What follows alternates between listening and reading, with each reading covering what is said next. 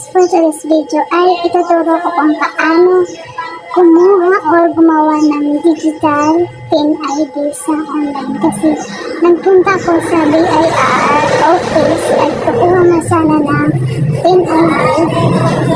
Kaya lang, ang problema pagdating ko doon ay hindi na daw sila nag-i-issue o nag-release ng PIN ID.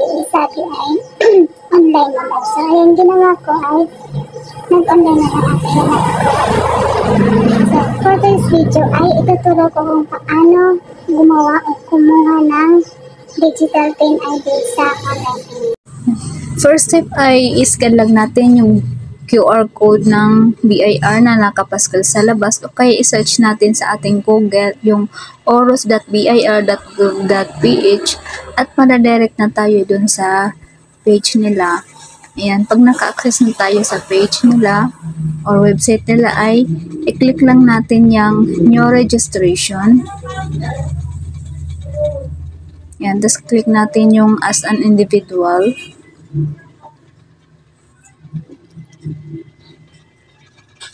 Pagkatapos scroll lang natin pataas.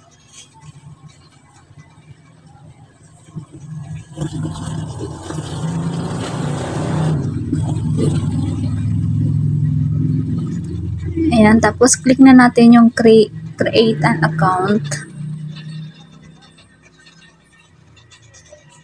Ayan. Ngayon, basahin lang natin yung terms of service and user agreement.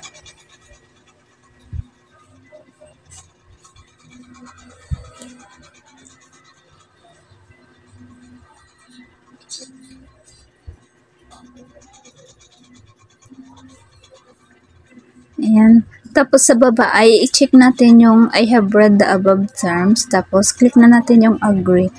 Ayan. Pag nandyan na tayo, ayan, click lang natin yung taxpayer. I-check natin yung circle nila with existing TIN kasi meron na tayong TIN number.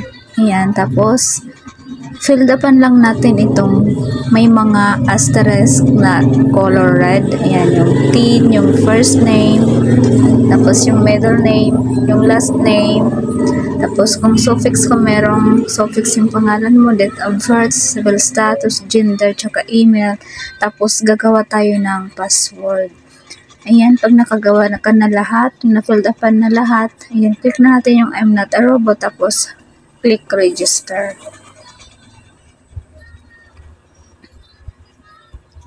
Ayan, nag-send sila ng email sa iyong email para i-verify mo para ma-validate.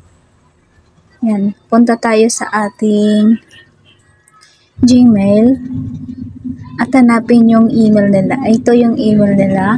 Ayan, click lang natin, tapos scroll natin sa baba. Ayan, ayan yung link nila. Click lang natin yan para ma-verify o ma-validate. And congratulations, you have successfully created an account. Ayan, okay, nakapaggawa na tayo ng account. Yan, tayo ay maglalagin na.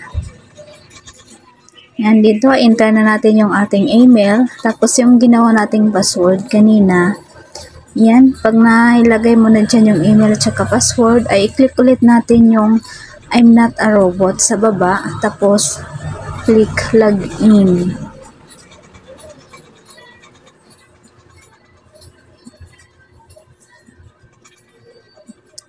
Ayan, nakalagin na tayo sa Oros account. Ayan, click na natin yung TIN ID sa baba. Ito.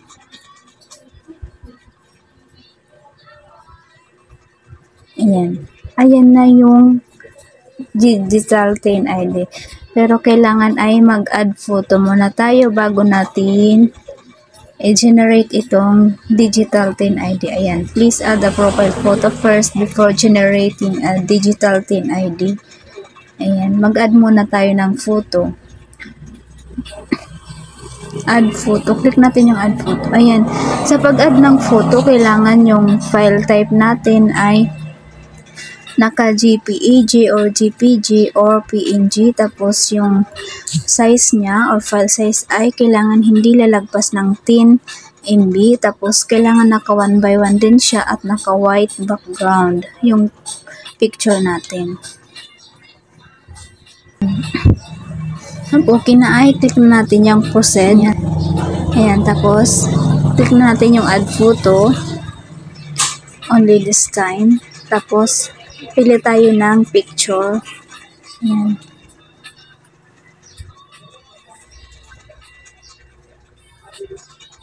Ayan na siya. Okay na, na-add na natin white background na. Tapos, 1 by 1. Ayan, click na natin yung generate. Tapos, check lang natin dito yung I have read and hereby acknowledge that I fully understand and agree to adhere to the terms as stated herein. Ayan, check lang natin yan. Tapos, confirm.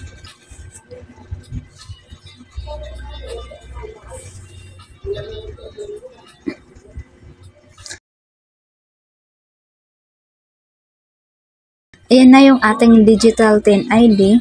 Ito yung front ng ating ID. TIN ID or digital TIN ID. Tapos ito yung back. Ayan. Tapos click na natin yung download para ma-download natin at para maipa-print.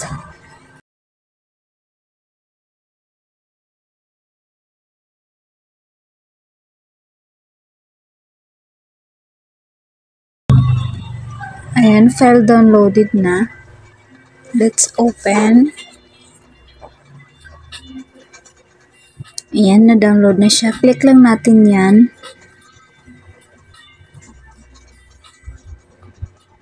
Ayan na yung ating digital TIN ID. Ayan. At para maging ID siya, katulad nito, ay kailangan nating ipaprint sa mga nagpa-print